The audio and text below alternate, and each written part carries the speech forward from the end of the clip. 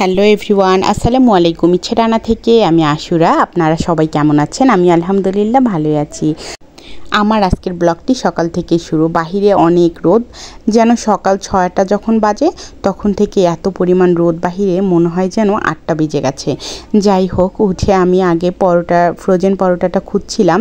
তারপর দেখি যে শাশুড়ি মা রাতে এটাকে নর্মালে রেখেছে, যেহেতু ওই ফ্রিজটাতে সেরকম কিছু রাখা হয় না, শুধুমাত্র মশলাপত্রই রাখা হয়, বক্স আর কি।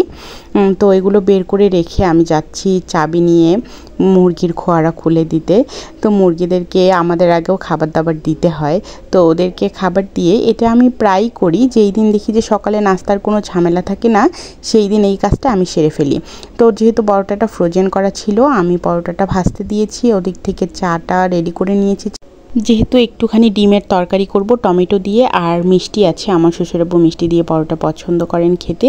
তো দুটো মিলেই আর কি ওনাদের বাপ ছেলের ভালো খাবার হয়ে যাবে। আমার শাশুড়ি তো সকালে কোনো ধরনের ভারী খাবার খেতে চান না, মাঝে মাঝে একটুখানি খান, আর আমি তো পরোটা খাবই না সকালের দিকটাতে। আমি একটু চিয়া সিড খেয়ে নিব বলতে আমি রেডি করেছি আর কি, নাস্তার ঝামেলাগুলো সেরে আমি ওটা খেয়ে নিব। তো আমি এখানে টমেটো ফ্রোজেন করেছিলাম প্রায় শেষ দিকে, আর 2 থেকে 3টা আছে এরকম হবে। তো এখানে আমি ডিম দিয়ে একটু টমেটোর তরকারি করে নেব, যেহেতু দুজন খাবে বিশেষভাবে। আমার কেন যেন খেতে ইচ্ছে করছে না, আর আমি পরোটাটা তেলে ভাজাটা খেতেও চাচ্ছি না। যাই হোক, কথা বলতে বলতে এই তো আদা রসুনও একটুখানি দিয়ে দিলাম বাটা। যেহেতু আমার শাশুড়ি মা রসুনটাকে আলাদা করে রাখেন না, একত্রেই রাখেন, তো ওই জন্য আমি আলাদা করে রসুন দিতে চাইলেও আসলে আদা সহ হয়ে যায়। মাঝে মাঝে ভাবি যে যখন ব্লেন্ড করে একটুখানি আলাদা করে রেখে দেবো, আসলে ওটা তখন হয়তো থাকি না বা ব্যস্ত থাকি। আর আমার শাশুড়ি মা আমার এই কাজগুলো আসলে গুছিয়ে দেন। উনি আমাকে সবসময়ই চেষ্টা করেন আমার কাজের চাপগুলো যেন কমে যায়।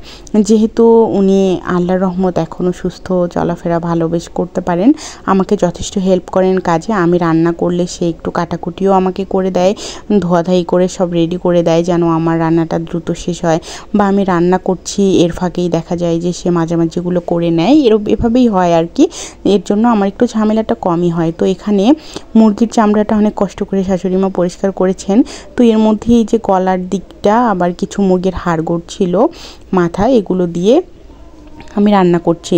তো আলু তো তেলে না ভেজে দিলে কেউ খেতেই চায় না, তেলে ভাজা আলুটা পছন্দ করে। তো এই জন্য আমি আলুটা একটু আজকে ছোট সাইজ করে কেটে নিয়েছি, কারণ যেহেতু চামড়া প্লাস একটু হাড়গোড় আছে মুরগির গলা মাথা, তো এই জন্য আমি আলুটাকে একটু ছোট করে কেটে নিয়েছি। আর খুব একটা আলু দিইনি, পরিমাণে অল্পই দিয়েছি, যেহেতু খুব একটা তরকারি লাগে না, আমরা 4 জন মানুষ। এর মধ্যে আবার ওই যে মাসকলাইয়ের ডাল রান্না করেছিলাম, ওটার এক বাটি তুলে রেখেছিলাম, এটা এখন আমি বাগার দিয়ে নেব। তো তারপর রান্না থেকে উঠে এসেছি, বাকি ভিডিও আমি ক্লিয়ারলি নিতে পারিনি আসলে, মানে শেষ অবধি নিতে পারিনি আর কি। তারপর আমার ঘরে কিছু কাজ ছিল, যেহেতু আমরা এখন এই দিকের রুমগুলোতে থাকি, এখানে আসার বেশ অনেক দিনই হয়ে গেল, তো এগুলো ওভাবে পরিষ্কার করাই হচ্ছে না। তো দেখছি যে ফাঁকে ফাঁকে অনেক ধুলো জমে গেছে।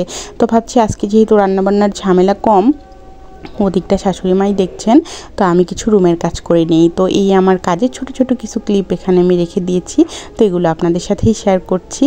তো এখানে আমি আজকে একটু মোটামুটিভাবে আমার রুমটাকে একটু ক্লিন করব, যেহেতু পাপোশগুলো অল্প কিছুদিন হয়ে গেলেই খুব ইচ্ছা করে পরিষ্কার করি। বেডশিট তো আমার সপ্তাহে মনে হয় যে 2 দিন নয়, মানে 7 দিন মিলে 2 বার আমাকে চেঞ্জ করতে ইচ্ছে করে। যদিও আসলে এখন আমাকে যে কাজে হেল্প করতো সে এখন ওভাবে নেই।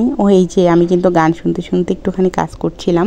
আমার মানে আলো এবং হচ্ছে মোবাইলে কোনো কিছু শুনতে আমার কাজ করতে করতে ভালোই লাগে, আমি বেশি এনার্জি পাই। সেটা হোক একটা গান বা গজল বা যাই হোক, কিছু একটাতে আমার যখন মনোযোগটা থাকে তখন আসলে আমার কাজে বিরক্তি লাগে না, আর হচ্ছে আলো বেশি লাগে কাজ করতে গেলে, তাহলে ভালো লাগে।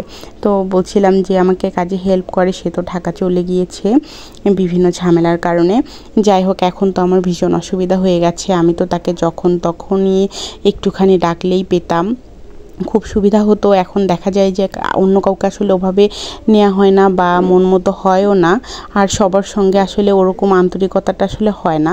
উনি অনেক বেশি ভালো ছিলেন, খুব মিস করি তাকে আমি।